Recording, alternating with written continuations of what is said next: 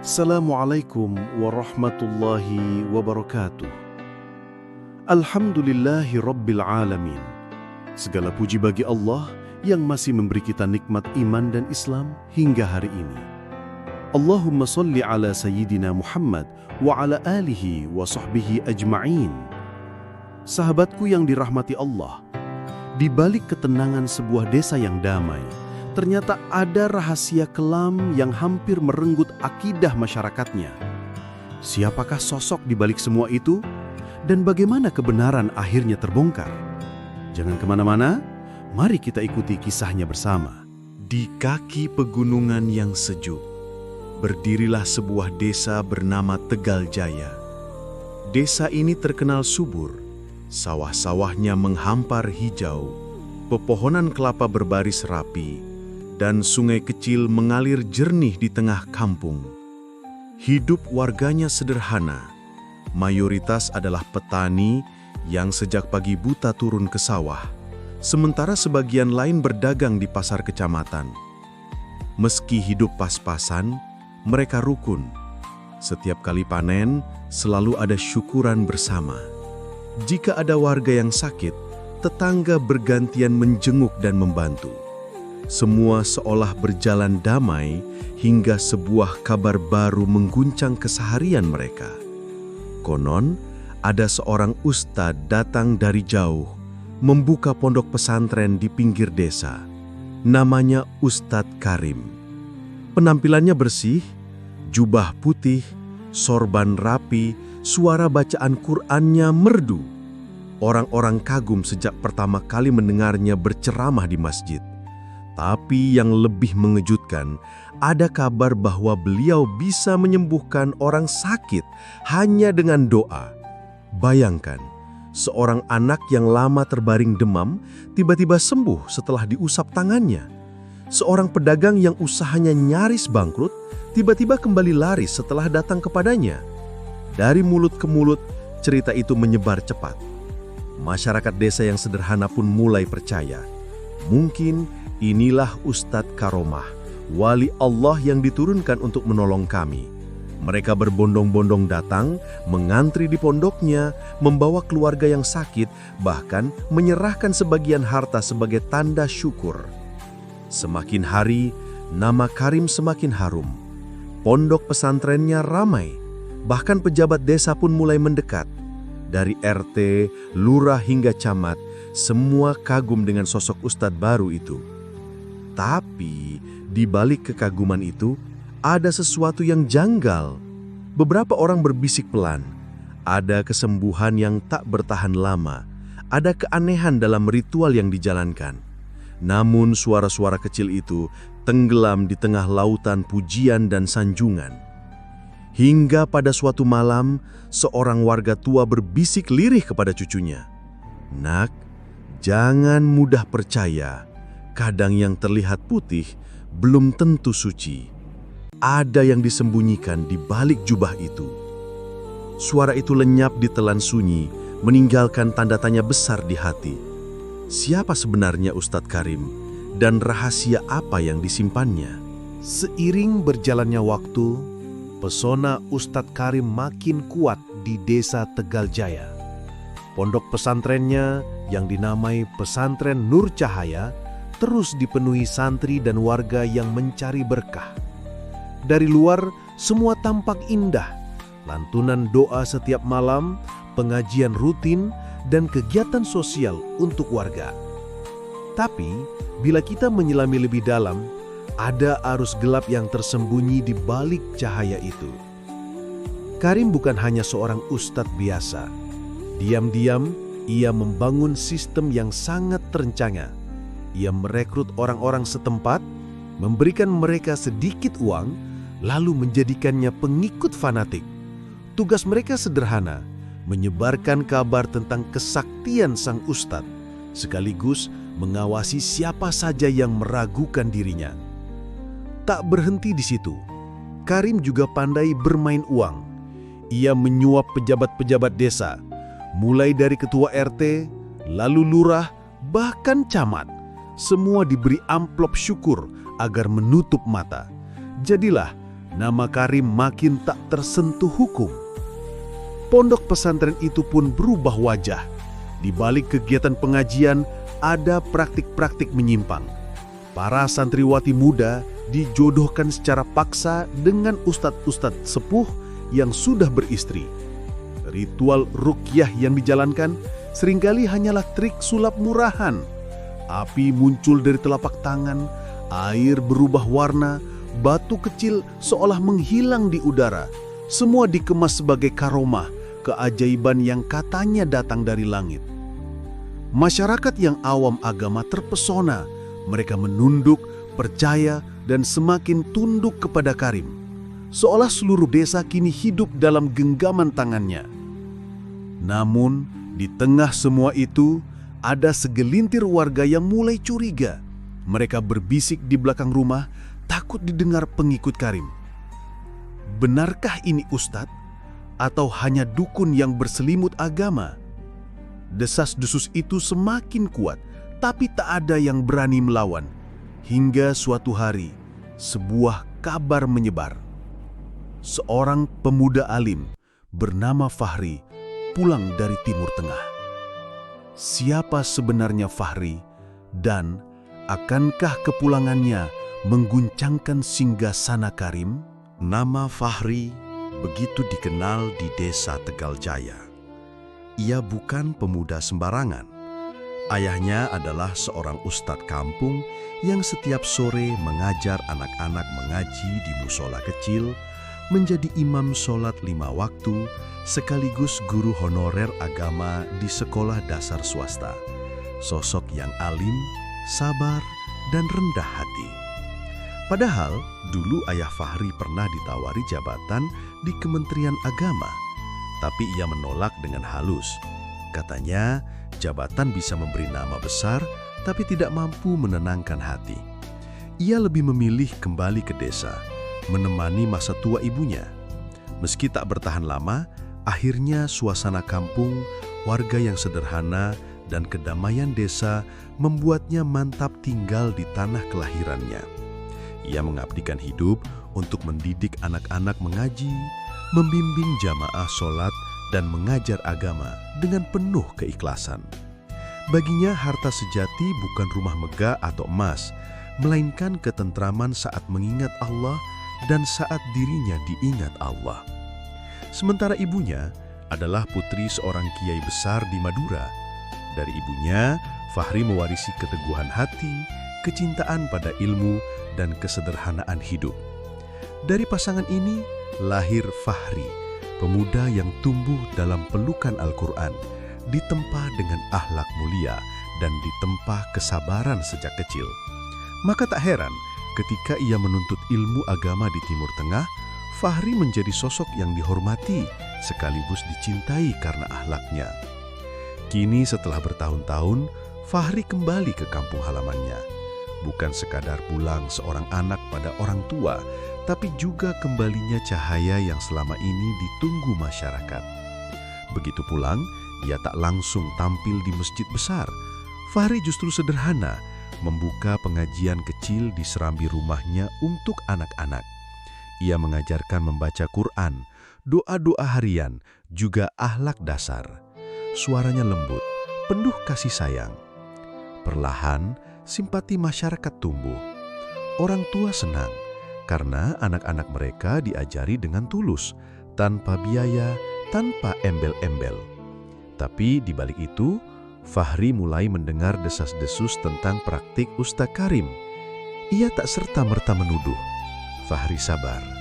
Ia mulai mengedukasi masyarakat lewat ceramahnya, menjelaskan bahwa trik sulap bukanlah karomah, bahwa ruqyah sejati tak butuh sesajen, dan bahwa mencari pertolongan pada dukun adalah dosa besar.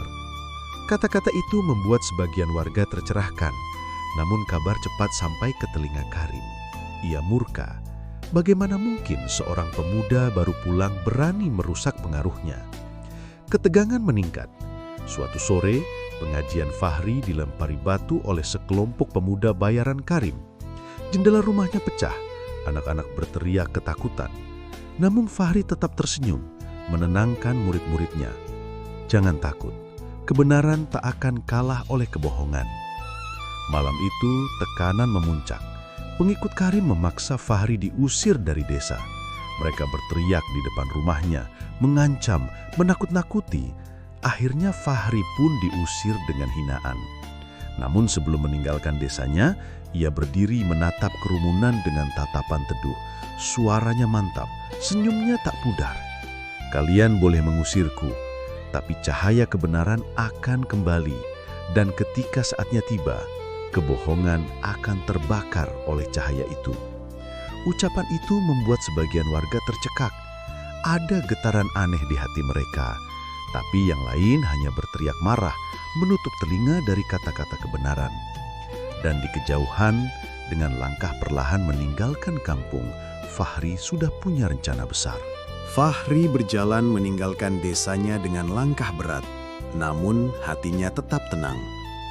Malam itu, ia bermalam di sebuah rumah sahabat lama sambil menenangkan diri. Meski diusir, ia yakin kebenaran suatu saat akan menang.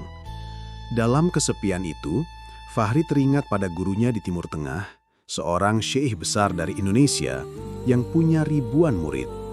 Dengan rasa rindu bercampur harap, ia memberanikan diri mengirim pesan.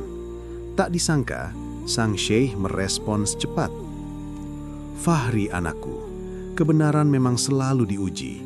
Jangan putus asa. Ingat, di zaman ini, medan dakwah bukan hanya mimbar masjid, tapi juga dunia maya. Gunakanlah media sosial, suarakan kebenaran, bongkar kebatilan.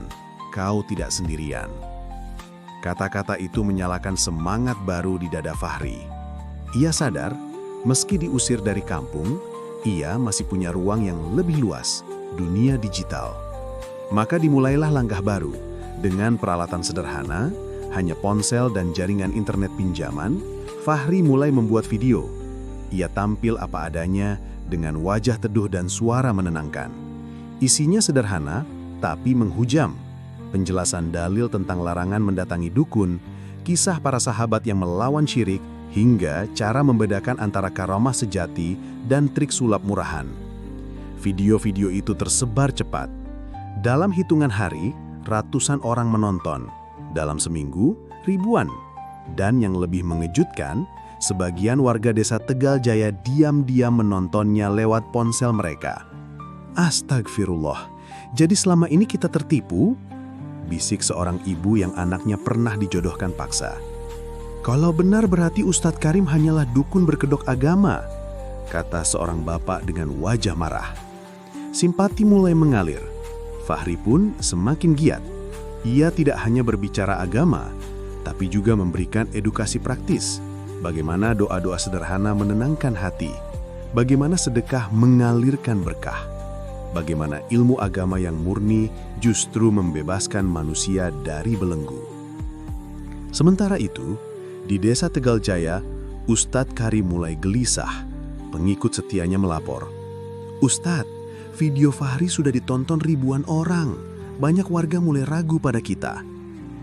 Wajah Karim memerah, ia murka. Dengan suara lantang ia berkata, "Jangan takut, itu hanyalah fitnah. Aku ini waliullah, tak akan bisa digoyahkan bocah ingusan." Tapi di balik kemarahannya, Karim tahu ancaman ini nyata.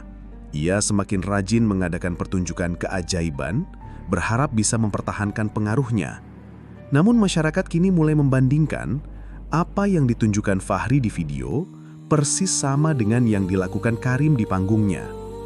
Hingga pada suatu malam, Fahri mendapatkan kiriman rekaman rahasia dari seorang warga yang diam-diam kecewa pada Karim. Video itu menunjukkan Karim sedang melakukan ritual aneh, membakar kemenyan, membaca jampi-jampi asing, lalu mencoba trik sulap yang gagal di depan pengikutnya. Fahri menatap layar ponsel dengan mata bergetar.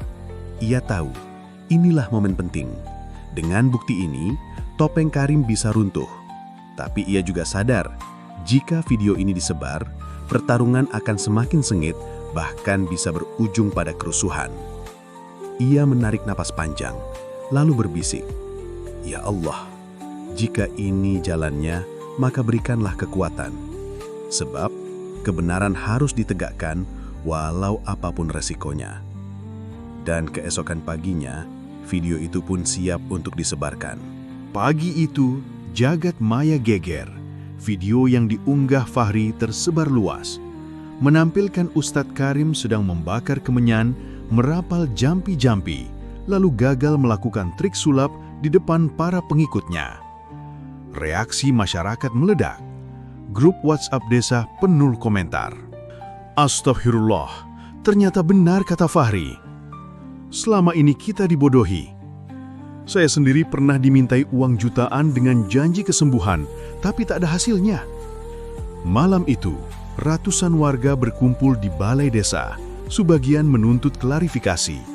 Para pengikut Karim berusaha membela, tapi suara mereka tenggelam di tengah teriakan warga yang marah. Ketegangan berubah jadi keributan. Ada yang melempar batu, ada yang saling dorong. Situasi nyaris lepas kendali. Di tengah kekacauan itu, tiba-tiba terdengar sirene meraung. Polisi datang dengan pasukan lengkap. Dalam penggerebegan mendadak di pesantren Karim, polisi menemukan bukti mencengangkan. Alat-alat sulap, boneka santet, lembaran jampi, hingga catatan aliran uang suap kepada pejabat desa. Semua bukti itu tak terbantahkan. Karim berusaha kabur lewat pintu belakang, tapi langkahnya terhenti ketika kamera wartawan menyorot wajahnya. Wajah pucat itu kini tak lagi berwibawa. Jubah putihnya ternodai abu kemenyan. Polisi menggiringnya keluar di hadapan warga yang dulu pernah memujanya. Tangis dan teriakan pecah di mana-mana. Ada yang marah, ada yang menyesal, ada pula yang tertunduk malu. Karim dan seluruh komplotannya akhirnya ditangkap, termasuk pejabat desa yang selama ini menutup mata. Desa Tegal Jaya akhirnya terlepas dari belenggu penipuan. Tapi luka batin warganya masih dalam. Mereka merasa bersalah karena terlalu mudah percaya pada sosok yang pandai menyamar. Disinilah Fahri kembali masuk. Ia berdiri di hadapan warga dengan wajah teduh tapi suara membara. Saudaraku, jangan sesali masa lalu. Jadikan ini pelajaran. Jangan lagi kita biarkan syirik berselimut agama menipu kita. Ingatlah, hanya Allah tempat kita meminta. Hanya Al-Quran dan Sunnah jalan kebenaran. Dunia boleh menggoda, trik boleh mempesona, tapi cahaya iman takkan pernah padam. Kata-katanya membakar semangat warga. Air mata bercucuran, bukan lagi karena sedih, tapi karena merasa tercerahkan. Mereka berjanji untuk lebih cerdas, lebih berpegang pada ilmu, dan tidak lagi terjerumus pada kegelapan. Tak lama, bekas pesantren Karim dirubuhkan. Di atas tanah itu, warga bersama Fahri membangun pesantren baru. Pesantren yang murni, mengajarkan ilmu agama, penuh keikhlasan, tanpa tipu daya. Malam peresmian, seluruh desa berkumpul. Lampu-lampu minyak menyala, anak-anak melantunkan sholawat, dan Fahri berdiri memimpin doa dengan suara bergetar. Seorang tetua desa mendekat, matanya berkaca-kaca lalu berkata, "Andai dulu kami lebih hati-hati, takkan mudah kami diperdaya. Tapi berkat kesabaranmu Nak Fahri, desa ini lahir kembali." Fahri tersenyum lalu menjawab dengan lembut, "Ini bukan karena saya, tapi karena Allah. Cahaya kebenaran miliknya. Kita hanya ditugaskan menjaga agar cahaya itu tak padam." Suasana hening sejenak, lalu bergema suara sholawat dari seluruh warga, menyelimuti malam yang penuh haru. Malam itu, desa Tegal Jaya benar-benar bangkit. Bukan lagi desa yang mudah ditipu, tapi desa yang cerdas, religius, dan berani melawan kebatilan. Sahabat-sahabatku yang dirahmati Allah, dari kisah ini kita belajar bahwa cahaya kebenaran pasti akan mengalahkan gelapnya kebatilan. Mari kita terus berpegang teguh pada iman dan jangan pernah tertipu oleh wajah yang hanya berbalut simbol. Jangan lupa tekan like dan subscribe dan tuliskan solawat terbaikmu di kolom komentar. Karena setiap solawat adalah doa, dan doa yang baik akan kembali kepada kita dengan kebaikan pula. Subhanakallahumma wa bihamdika, asyhadu an la ilaha illa anta, astaghfiruka wa atubu ilaik. Wassalamualaikum warahmatullahi wabarakatuh.